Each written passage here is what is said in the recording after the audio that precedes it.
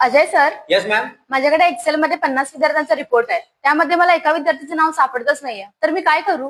हो, अगदी सोपं आहे. चला बघूया. ओके, तर बघा, त्यासाठी आपल्याकडे एक टेबल तयार केलेला आहे.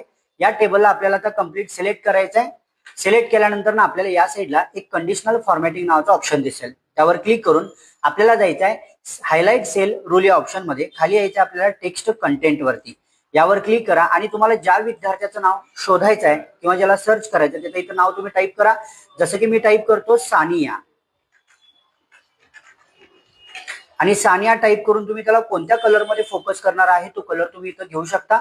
आणि तो कलर घेऊन तुम्ही इथं ओके वरती क्लिक केलात की तुम्हाला इथं तो व्यक्ती फोकस होईल. 8 नंबरला सानिया आहे.